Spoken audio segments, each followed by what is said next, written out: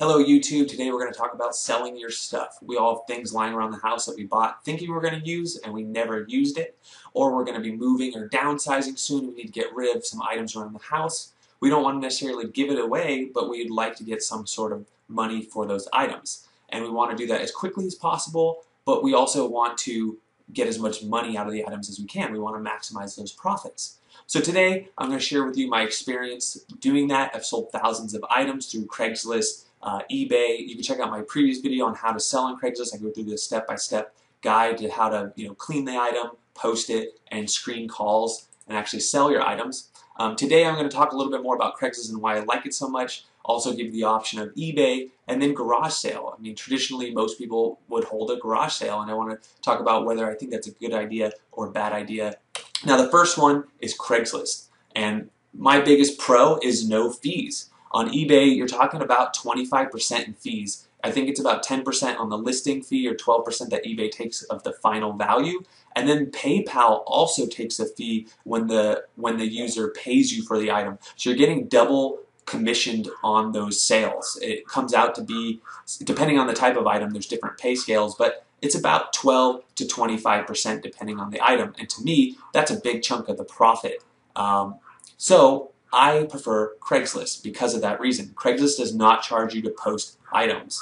They only charge you for certain things. Like, for example, Craigslist does charge if you want to post a job posting. You own your own business and you want to hire somebody, they do charge to post a job posting.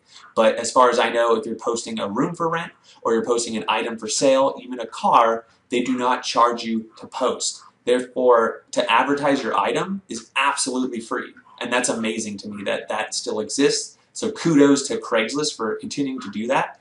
Now, that's great. So you're going to get the most profit from Craigslist. Time, however, is going to take you a little longer, especially if you're talking about a specialty item that not a lot of people are in the market for.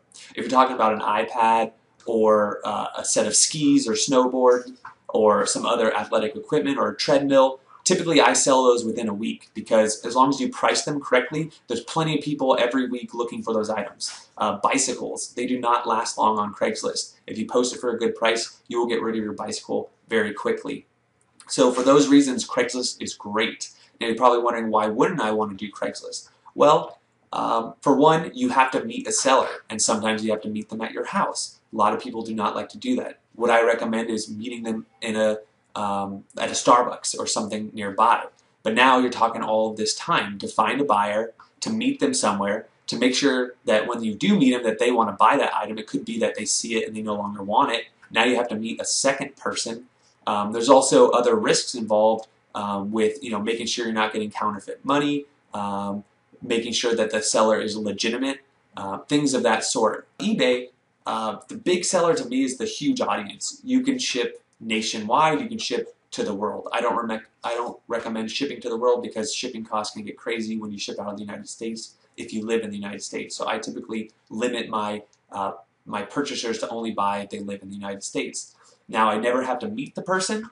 eBay vets them out for me. The PayPal money that comes to me, as long as it clears my PayPal, I know that that money is there. And there's this huge audience. When I post on eBay, anybody searching eBay, as long as they search within the criteria that they're willing to buy from, the zip code I'm selling from, they're going to be able to see my item. So it's a huge audience. That's the big plus, is you can sell it quick. You don't have to meet anybody, and you have this huge audience that can see your item.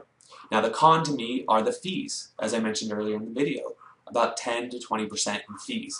And if I sell an item for $100, I'm only going to get $80 for it.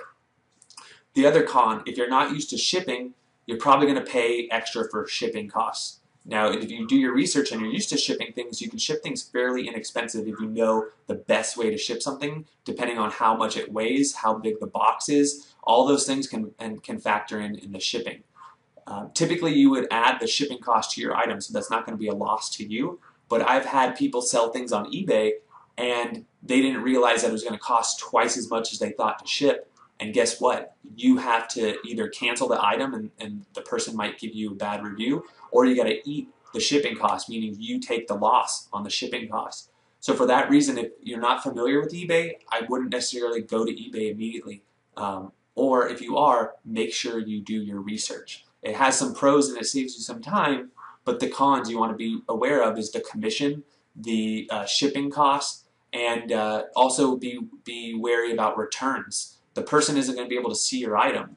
If they get your item and they're not happy with it, they could tell eBay, and eBay can open a case and make you return the item or get get them to refund your item, and that's no fun at all. So keep that in mind with eBay.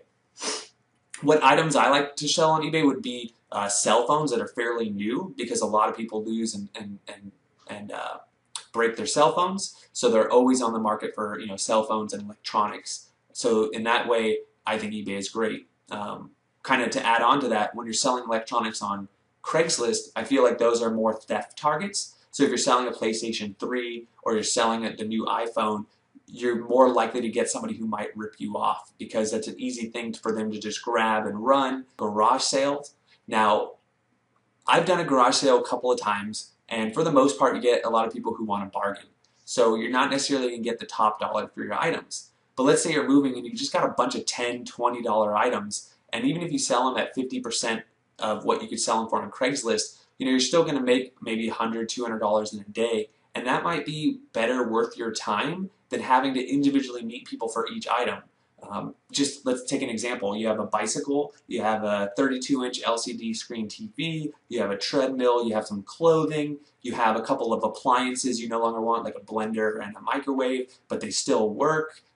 You have all these little items, and if you were to sell them individually, top dollar, you'd only get $20, maybe $40 for each. So if you sold them in the garage sale, maybe you only get $20 for each, but now you've sold $120 worth of things. You have the cash in your hand, you're done, you closed the garage sale, you sold everything in 4 or 5 hours. So you see where that could be a huge benefit for running the garage sale.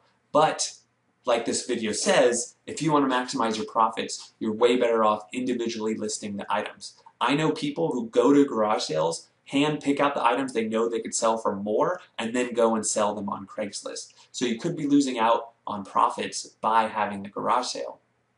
So to summarize, the garage sales, great to sell a lot of things at once, but you're not necessarily going to get top dollar. And then the downside is you're not going to get top dollar. You're not going to maximize those profits. Final thoughts. I love Craigslist. As long as Craigslist continues to do things free, and if you live in an area like San Francisco Bay Area or Seattle or New York where there's a huge Craigslist following, I've only had great experiences with Craigslist. I think as long as you do your research right and you talk to the sellers before you meet them, don't meet them blind, talk to them on the phone first, say, hey, I'm going to meet you here, can you confirm?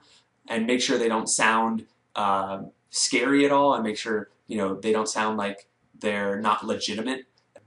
If you have any questions, please comment below. I'm usually pretty good about answering questions. And if you could, please subscribe and like and share this video.